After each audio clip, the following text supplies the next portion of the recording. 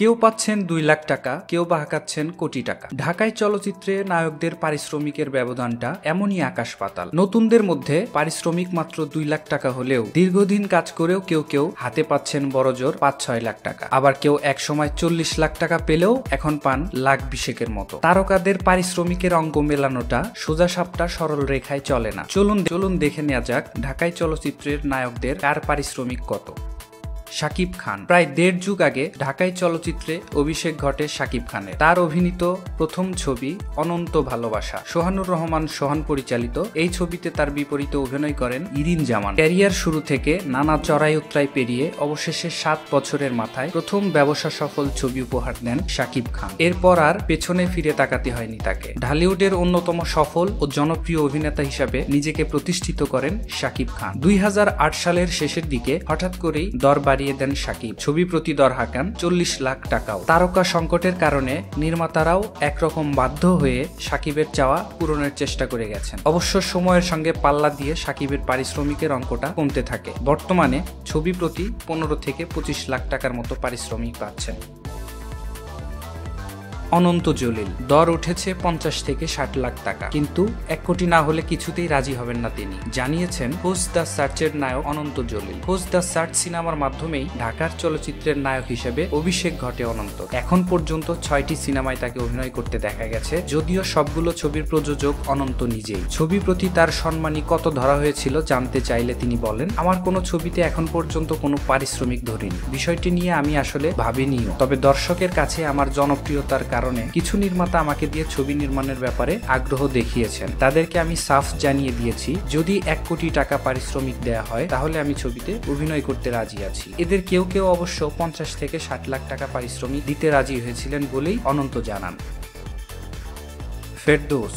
কথা ছিল সাংবাদিক হওয়ার। গণযোগাযোগ ও সাংবাদিকতা বিষয়ে ঢাকা বিশ্ববিদ্যালয় থেকে ডিগ্রি অর্জন করেন তিনি, কিন্তু শেষ পর্যন্ত আর সাংবাদিকতাকে পেশা হিসেবে বেছে নেওয়া হয়নি তার। জড়িয়ে গেছেন বিনোদন জগতের সঙ্গে। শুরুটা হয়েছিল 90 দশকে র্যাম্প মডেল হিসাবে। একটা সময় তার সঙ্গে পরিচয় হয় প্রয়াত নৃত্য পরিচালক আমির হোসেন বাবু। তার একটি ছবিতে অভিনয়ের কথা ছিল ফেরদৌসের, কিন্তু শেষ পর্যন্ত ছবিটির কাজ শুরু করতে পারেননি আমির হোসেন বাবু। বুকের ভিতর আগুন ছবির কাজ শেষ হওয়ার আগেই মারা যান ছবির নায়ক সালমান।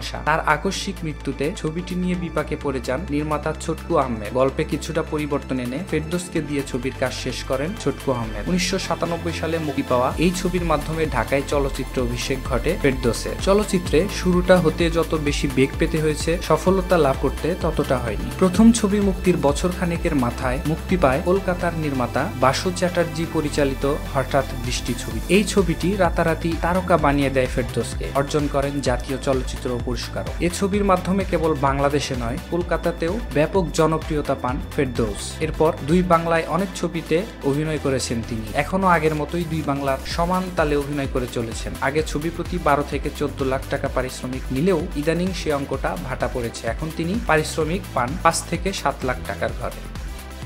আরিফিন শুভ।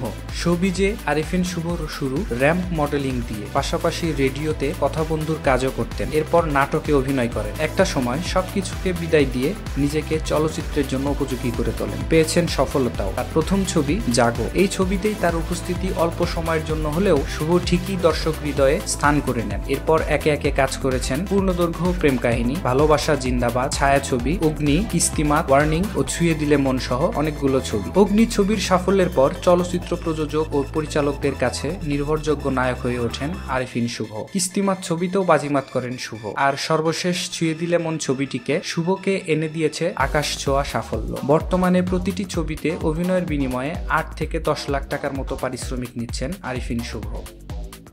বাপ্পি চৌধুরী।